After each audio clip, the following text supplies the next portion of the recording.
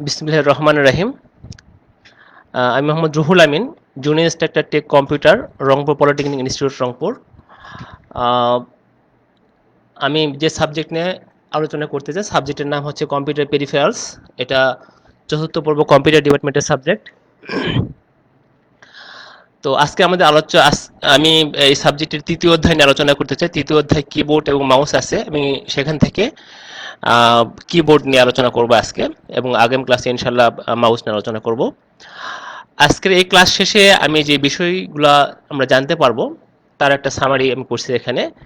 বিভিন্ন প্রকার কি সুইচের নাম, একটু ভালো কি সুইচের গুণাবলী, কি বাউন্সিং, কি ডি বাউন্সিং, এন কি রোল ওভার, এন কি লকআউট, কিবোর্ড এনকোডার কি, কিবোর্ড এনকোডারের কার্যাবলী, কিবোর্ডের স্ক্যানিং ফ্লোচার্ট ও স্ক্যান কোড, এবং ওয়্যারলেস কিবোর্ডের কার্যনীতি।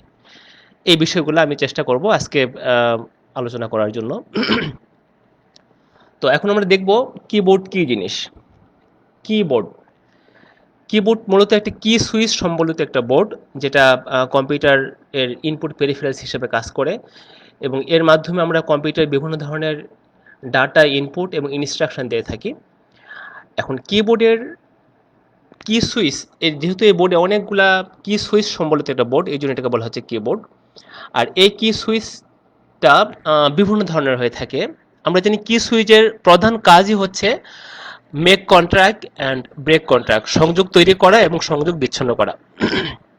তো এই সংযোগ তৈরি করা এবং সংযোগ বিচ্ছিন্ন করার জন্য আমরা এখানে বিভিন্ন ধরনের টেকনোলজি বা কৌশল ব্যবহার করে থাকি। আমি তাদের নাম দেওয়ার চেষ্টা করছি এখানে। যেমন অপটো ইলেকট্রিক কি সুইচ, আমি এখানে দেখানোর চেষ্টা করছি অপটিক্যাল এবং ইলেকট্রিক্যাল সিগন্যাল ব্যবহার করে। মেমব্রেন কি সুইচ, মেকানিক্যাল কি switch, magnetic read core switch, ferric core switch, capacitive কি সুইচ এবং হল ইফেক্ট কি সুইচ। আমি এখানে কিছু কিছু কি সুইচ দেখানোর চেষ্টা করছি। তো এই হচ্ছে কম্পিউটারে ব্যবহৃত বিভিন্ন ধরনের কি সুইচের নাম এবং ছবি দেখলাম আমরা। এখন দেখি একটা ভালো কি সুইচের কি কি গুণাবলী থাকা দরকার। ভালো কি সুইচের যেসব গুণাবলী থাকা দরকার তা হলো পাওয়ার অপচয় কম হওয়া, আকারে ছোট হওয়া, মেকানিক্যাল অংশ না থাকা বা কম থাকা, বাউন্সিং প্রভাবমুক্ত থাকা, নির্ভরযোগ্য হওয়া, শব্দহীন বা কম শব্দ উৎপন্ন করা, অল্প চাপে কাজ করা, দ্রুত কাজ করা ইত্যাদি। এখানে যে কয়টা গুণাবলীর কথা বলা হয়েছে তার মধ্যে আমরা মোটামুটি সবটার কাজই সবটাই আমরা জানি। তার মধ্যে একটা হচ্ছে কি বাউন্সিং প্রভাব মুক্ত রাখা। কি বাউন্সিংটা কি জিনিস আমরা একটু পরে জানছি। আকারে ছোট হওয়া, মেকানিক্যাল অংশ, একটা জিনিসের মেকানিক্যাল অংশ যত কম থাকবে এটা লংজিভিটিটা তত বেশি হয়। নির্ভরযোগ্যতা, নির্ভরযোগ্যতা হচ্ছে যে আমি যে কিটা প্রেস করলাম জাস্ট সেই ফাংশনটা বা সেই ক্যারেক্টারটা যেন আমি দেখতে পাই, এটা হচ্ছে নির্ভরযোগ্যতা।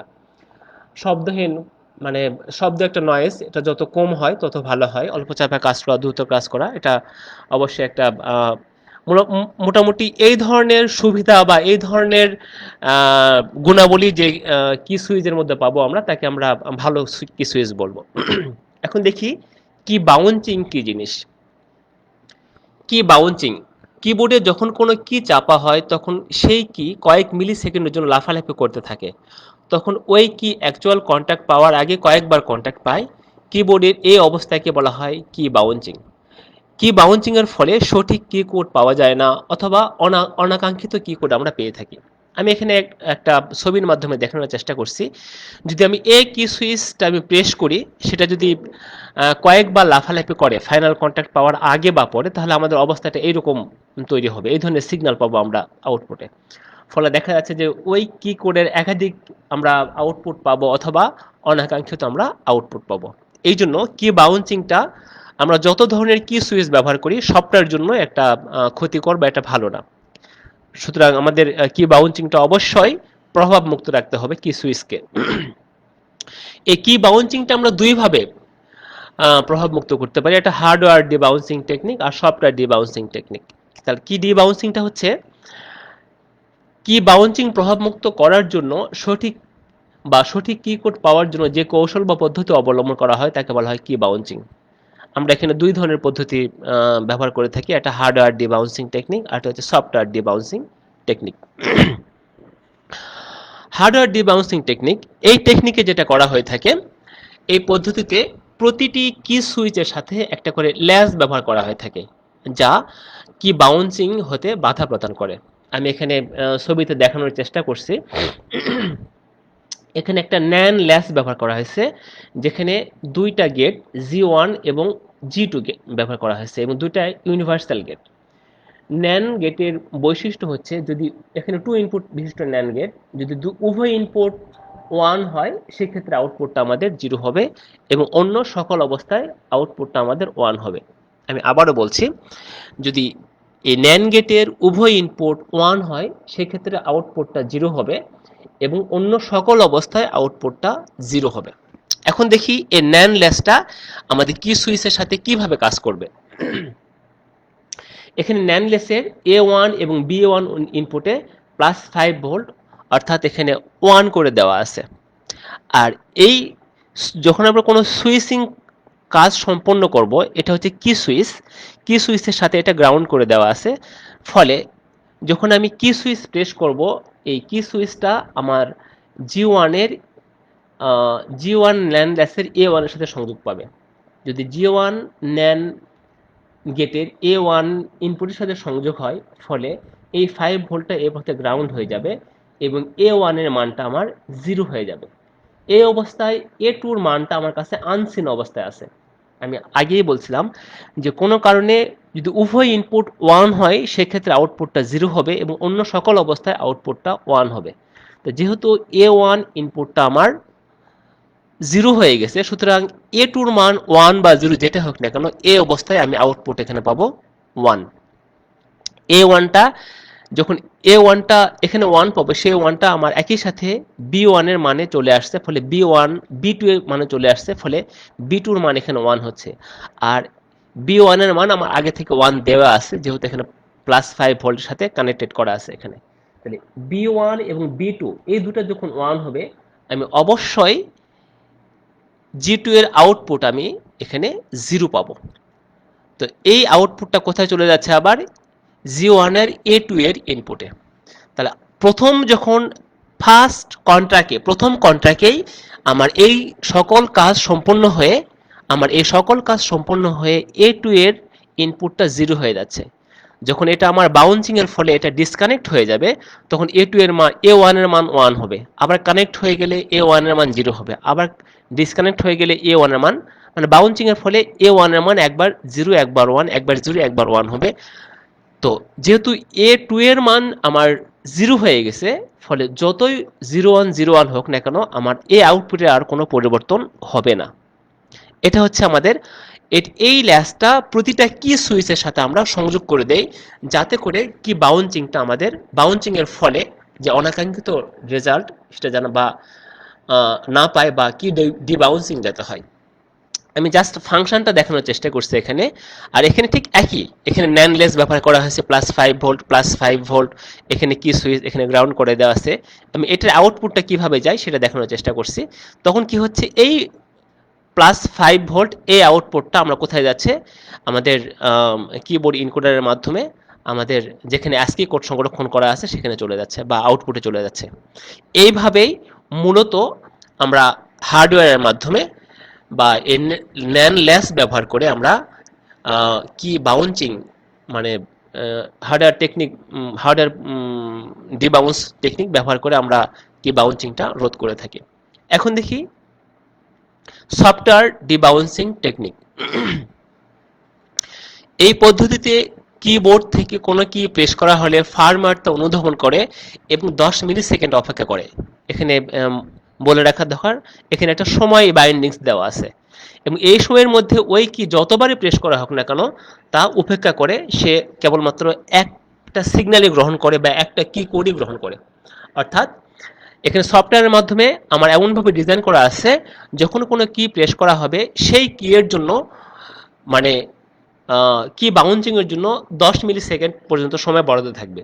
এই 10 মিনিট সময়ের মধ্যে ওই কিটা যতবারই কন্ট্যাক্ট পাক না কেন বা যতবারই বাউন্সিং হোক না কেন, সে এটাকে উপেক্ষা করে কেবলমাত্র একটা কি কোডই গ্রহণ করবে। আমি এখানে ছবির মাধ্যমে সেটা দেখানোর চেষ্টা করছি। এটা হচ্ছে সফটওয়্যার ডিবাউন্সিং টেকনিক। আমরা সাধারণত বর্তমানে সফটওয়্যার ডিবাউন্সিং টেকনিকটাই সবচেয়ে বেশি ব্যবহার করি। এখন দেখি এন কি লক আউট এবং এন কি রোল ওভার। এন কি লক আউট এই পদ্ধতিতে আমরা কিবোর্ডে যখন একাধিক কি প্রেস করব, একের অধিক 2টা 3টা 4টা 5টা, তো কিবোর্ড ইনকোডার তখন যে এন কি লক আউট পদ্ধতিতে যে কাজটা করবে, সর্বপ্রথম যে কিটা প্রেস করা হয়েছে শুধু সেই কিটার মানই গ্রহণ করবে এবং বাকি মানগুলাকে সে উপেক্ষা করবে বা বাতিল করবে বা রিজেক্ট করবে। এই পদ্ধতিতে যদি একই ক্লক সাইকেলে একাধিক কি প্রেস করা হয় তাহলে কিবোর্ড ইনকোডার সর্বপ্রথম কন্ট্যাক্ট পাওয়া কিটির মান, কি সুইচের মান গ্রহণ করবে এবং বাকি কি এর মান উপেক্ষা করবে। এটাকে বলা হচ্ছে এন কি লক আউট টেকনিক।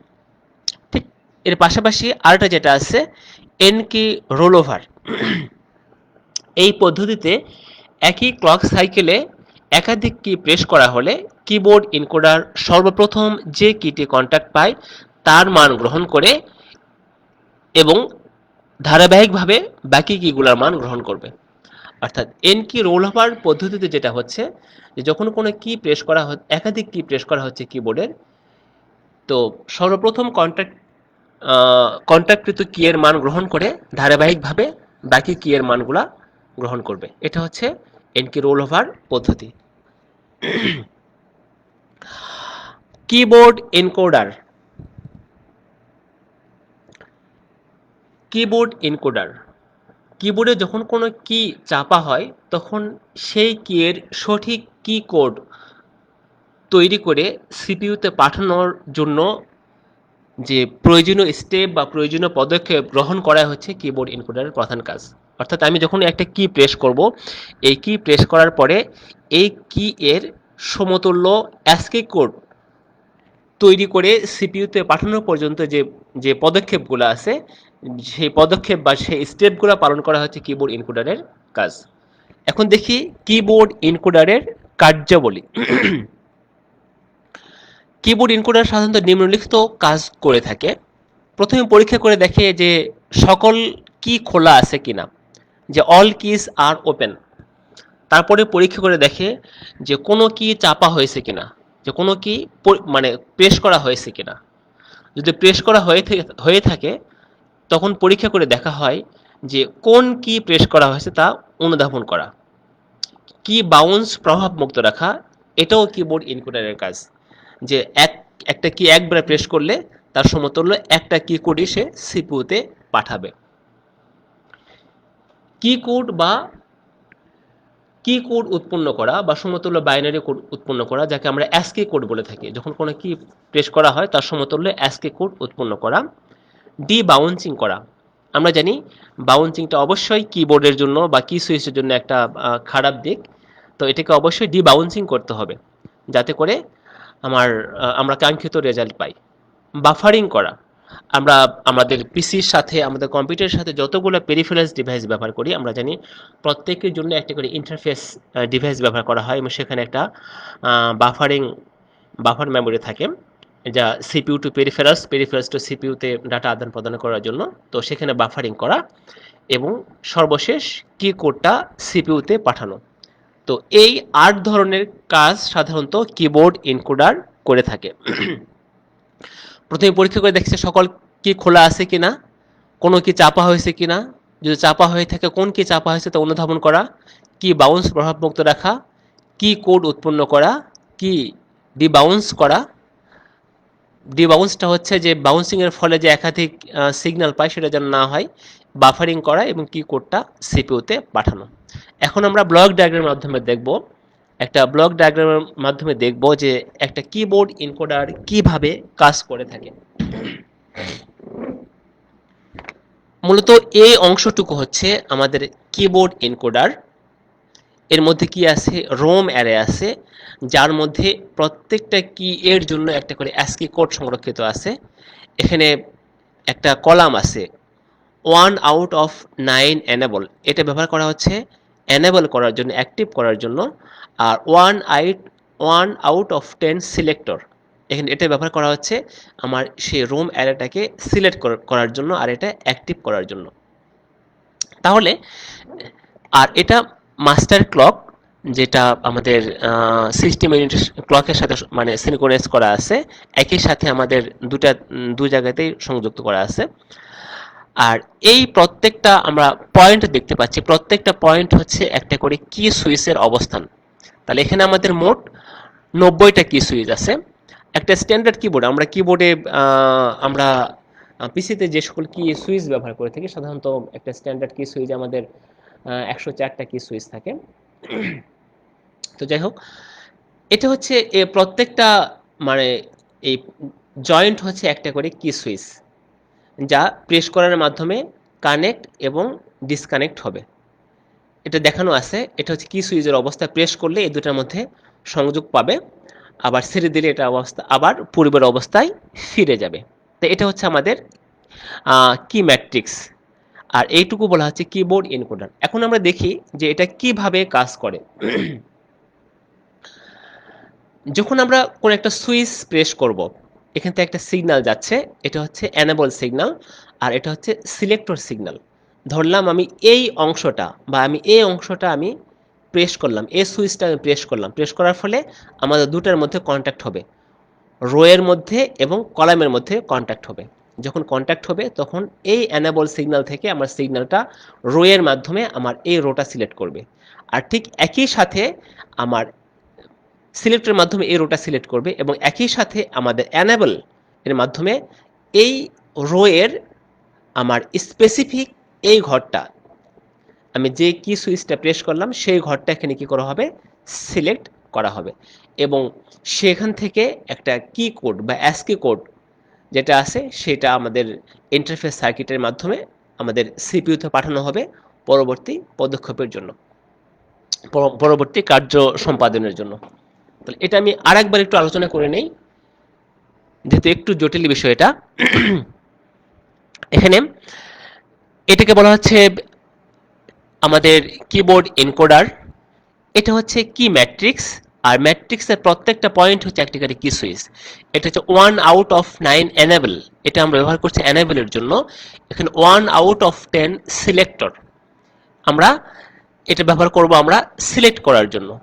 তা যখন আমরা কোনো একটা কি সুইচ প্রেস করব, এটা যখন প্রেস করব এই দুটার মধ্যে সংযোগ হয়ে যাবে, যখন সংযোগ হয়ে যাবে তখন এনেবলের মাধ্যমে আমার এই রোটা সিলেক্ট হয়ে যাবে, আর এই এনেবলের মাধ্যমে এই রোয়ের আমি যে কলামটা আমি প্রেস করছি সেই কলামের মাধ্যমে আমি সেই ঘরটা আমি এখানে সিলেক্ট করব। এখানে আমরা বলে রাখা দরকার, এখানে যতগুলা কি সুইচ আছে প্রত্যেকটা কি সুইচের জন্য এখানে প্রত্যেকটা অ্যাসকি কোড এখানে সংরক্ষিত আছে। তো যখন কোনো কি প্রেস করা হবে তখন সেই মানে প্রেসকৃত কি এর সমতুল্য অ্যাসকি কোডটা সিপিইউতে পাঠানোই হচ্ছে আমাদের কিবোর্ড এনকোডারের কাজ। আর এখানে সিনক্রোনাইজিং ক্লক ব্যবহার করা আছে, একই সাথে আমরা দুইটা এনেবল এবং সিলেক্টরে ক্লক পালস দেওয়া আছে, যেটা আমাদের সিপিইউর মাস্টার ক্লকের সাথে সিনক্রোনাইজ করা আছে। তো মূলত এইভাবে একটা কিবোর্ড এনকোডার কাজ করে থাকে। কিবোর্ড স্ক্যানিং ফ্লোচার্ট, আমরা যখন একটা কি সুইচ প্রেস করব, সেই কি সুইচ প্রেস করার পর থেকে এই কি কোড সিপিইউতে যাওয়ার পর্যন্ত যে স্টেপগুলো আছে এই কাজগুলা কিভাবে সম্পন্ন হয় এটা আমি একটা ফ্লোচার্টের মাধ্যমে দেখানোর চেষ্টা করছি। এখানে মোট 3টা অংশ আছে। একটা হচ্ছে ডিটেক্টর, যে কোন কি প্রেস করা হলো তা চিহ্নিত করা, তা সিলেক্ট করা ইত্যাদি। আরটা হচ্ছে ডিবাউন্স করা, আরটা হচ্ছে ইনকোড করা। ইনকোড হচ্ছে যে আমি যে কিটা প্রেস করলাম সেই কি এর সমতুল্য কি কোড উৎপন্ন করে এটাকে সিপিইউতে পাঠানো। তো এখানে দেখা আছে জিরোস অল রোস। রোজ বলতে আমি একটু পিছনে যাই, আমি এটাকে বুঝাইছি যে জিরোস অল রোজ, সকল রো এখানে জিরো দেখানো আছে। তারপর দেখছে রিড কলাম, এখন কলামকে রিড করতে বলছে। অল কিজ আর ওপেন, ইয়েস, যদি সকল কি ওপেন থাকে তাহলে কোনো কি প্রেস করা হয় নাই। তার পরবর্তী স্টেপে রিড কলাম, আবার কলামটাকে রিড করতে বলা হচ্ছে। কি প্রেসড, কোনো কি প্রেস করা হয়েছে, যদি ইয়েস হয় তাহলে 20 মিলি সেকেন্ড অপেক্ষা করবে ডি বাউন্সের জন্য। আর যদি আমরা ন্যানলেস ব্যবহার করে থাকি সেক্ষেত্রে এটা অপেক্ষা করার দরকার নেই। তাহলে 20 মিলি সেকেন্ড অপেক্ষা করার পরে আবার কলামটা রিড করবে পরবর্তী সিগন্যাল পাওয়ার জন্য। Key pressed yes, 0 output. আর আউটপুট 0 to 1 রোস, অর্থাৎ আউটপুটটা যাবে আমাদের কলাম থেকে রোতে চলে যাচ্ছে। আউটপুট 0 to 1 রোসে চলে যাচ্ছে এবং আবার কলাম রিড করবে কি কোড ফাউন্ড, যদি কি কোডটা পেয়ে থাকে। আর যদি না পায় তাহলে আবার এটাকে সে পুনরায় পাওয়ার জন্য অপেক্ষা করবে। কনভার্ট হেক্স কোড, হেক্সাডেসিমাল কোডে রূপান্তর করে এবং এটা সিপিইউতে পাঠায় যাবে এবং রিটার্ন, এবং আবার এই কাজটা শুরুতে চলে আসবে। এইভাবেই মূলত একটা কিবোর্ড ইনকোডারের কাজ সম্পন্ন হয়ে থাকে এই এই স্টেপগুলোর মাধ্যমে। তো মূলত এখানে তিনটা স্টেপের মাধ্যমে হচ্ছে ডিটেক্টর, কি বাউন্স এবং এনকোডিং।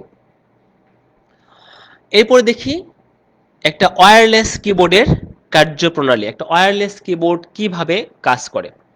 একটা ওয়্যারলেস কিবোর্ডে সাধারণত দুইটা অংশ থাকে, একটা হচ্ছে ট্রান্সমিটার, একটা হচ্ছে রিসিভার। ট্রান্সমিটারটা থাকে আমাদের কিবোর্ডের সাথে এবং রিসিভার অংশটা লাগানো থাকে আমাদের সিপিইউর ইউএসবি পোর্টে। ঠিক আছে? তো একটা ওয়্যারলেস কিবোর্ডে আমাদের যে সকল উপাদানগুলো থাকে, আমি তার তার নাম বলছি। RF transmitter, RF transmitter, RF transmitter, RF receiver, micro controller, amplifier এবং ব্যাটারি। ওয়্যারলেস মানে বুঝতে পারছি যে এখানে তার ছাড়া, এর মধ্যে কোনো তারের সংযোগ থাকবে না। তাহলে এই তার ছাড়া যে টেকনোলজিগুলো আছে, তার তার ছাড়াই সিপিইউ এবং কিবোর্ডের মধ্যে ডাটা আদান প্রদান করার জন্য আমরা যে পদ্ধতিগুলো ব্যবহার করে থাকি, ইনফ্রারেড, রেডিও ফ্রিকোয়েন্সি এবং ব্লুটুথ। আমরা সাধারণত ওয়্যারলেস কিবোর্ড মাউসের জন্য রেডিও ফ্রিকোয়েন্সিটা ব্যবহার করে থাকি, রেডিও ফ্রিকোয়েন্সিটা ব্যবহার করে থাকি।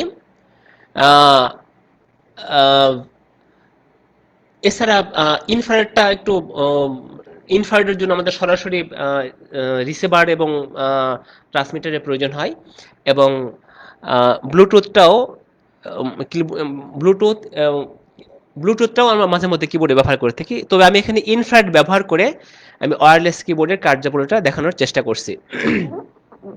আরএফ ট্রান্সমিটার, এই এই ট্রান্সমিটারটা সাধারণত কিবোর্ডে লাগানো থাকে, যেটা কিবোর্ডে লাগানো থাকে, সংযোগ থাকে, যা যখন কোনো কিবোর্ডে কোনো কি প্রেস করা হয় তখন সেই কিবোর্ডের কি কোডটা আরএফ রিসিভারে পাঠানোর জন্য এটা প্রয়োজনীয় সিগন্যাল তৈরি করে এটা আরএফ রিসিভারে পাঠিয়ে দেয়। এটা আরএফ ট্রান্সমিটার, এটা হচ্ছে আরএফ রিসিভার। আমি ছবির মাধ্যমে দেখানোর চেষ্টা করছি। Micro controller, RF receiver, RF transmitter থেকে সিগন্যালটা পাওয়ার জন্য, আরএফ ট্রান্সমিটার থেকে সিগন্যালটা পাওয়ার জন্য আমরা আরএফ রিসিভারটা ব্যবহার করে থাকি। এটা হচ্ছে আরএফ রিসিভার, এটা সংযোগ থাকছে আমাদের পিসির সঙ্গে, আর এটা সংযোগ থাকবে আমাদের কিবোর্ডের সাথে। এই অংশটা হচ্ছে আরএফ রিসিভার, আর এটা কিবোর্ডের সাথে আমাদের যেটা থাকবে সেটা হচ্ছে আমাদের RF transmitter. Micro controller, wireless কিবোর্ডে আরএফ ট্রান্সমিটার এবং আরএফ রিসিভার উভয় অংশে দুটি আলাদা মাইক্রো কন্ট্রোলার থাকে। ট্রান্সমিটারের সঙ্গে সংযুক্ত মাইক্রো কন্ট্রোলারের কাজ হলো ম্যাট্রিক্স হতে উৎপন্নকৃত সিগন্যালকে এতে পূর্ব থেকে সন্নিবেশিত নির্দিষ্ট কোনো সফটওয়্যার ব্যবহার করে এনকোড করা, এবং অপরদিকে রিসিভকৃত সংযুক্ত মাইক্রো কন্ট্রোলার কাজ হলো রিসিভকৃত এনকোডকৃত সিগন্যালকে ডিকোড করে সমতুল্য ইলেকট্রিক্যাল সিগন্যাল তৈরি করা। এটার কাজ হচ্ছে, এই অংশটার কাজ হচ্ছে যে কিবোর্ড থেকে প্রাপ্ত সিগন্যালটাকে মানে সঠিক কি কোড উৎপন্ন করে আমাদের আরএফ রিসিভারে পাঠানো। আরএফ রিসিভার এই সিগন্যালটাকে গ্রহণ করে এটাকে প্রয়োজনীয় হেক্সা কোডে রূপান্তর করে এটাকে সিপিইউতে পাঠানো। অ্যাম্প্লিফায়ার, এই অ্যাম্প্লিফায়ারটা ব্যবহার করা হয়ে থাকে আরএফ ট্রান্সমিটারে, অর্থাৎ কিবোর্ডের এখানে ব্যবহার করা হয়ে থাকে। কিবোর্ড থেকে পেশকৃত কি সিগন্যাল,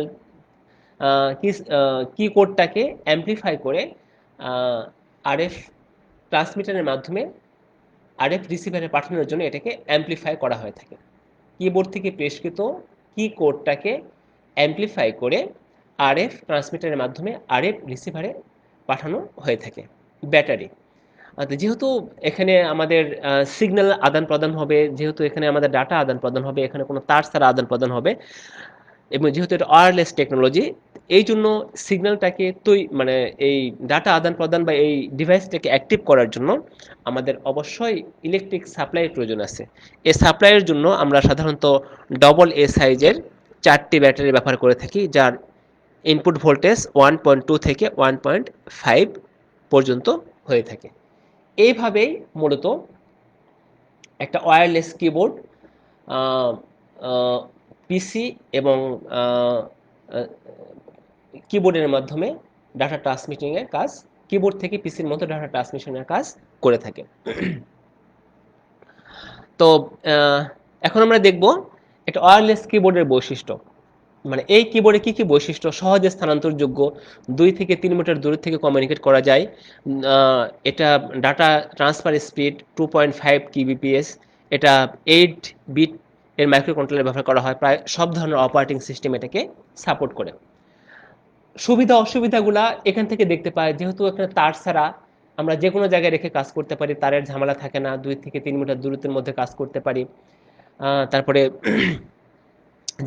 যে কোনো জায়গায় রেখে কাজ করা যায়, ইত্যাদি সুবিধা আছে। অসুবিধার মধ্যে আছে যে এটার জন্য আমাদের আলাদা সাপ্লাইয়ের প্রয়োজন হয়, এটার জন্য এটা সব ধরনের ডিভাইসের জন্য উপযুক্ত না, এটা ডাটা ট্রান্সফার স্পিড আমাদের মানে কানেক্টেড বা ওয়্যার কিবোর্ডের ডাটা ট্রান্সফার স্পিডের চাইতে একটু কম হয়। আহ, এটা ব্যবহার করার পূর্বে কনফিগার করে নিতে হয়, ইত্যাদি অসুবিধা আছে আর কি। তো এই হলো মূলত আজকের আমাদের বিভিন্ন এর বিভিন্ন ফাংশন সম্বন্ধে আমাদের জানা।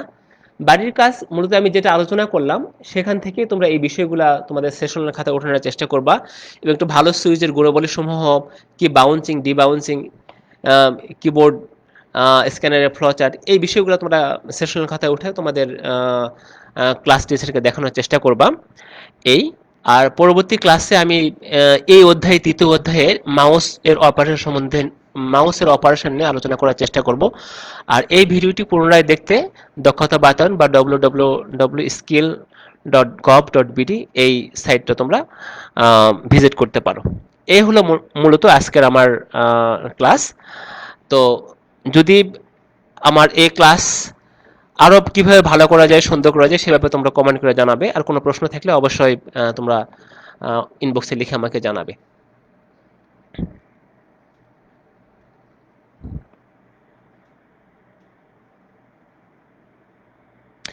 হ্যাঁ, থ্যাঙ্কস।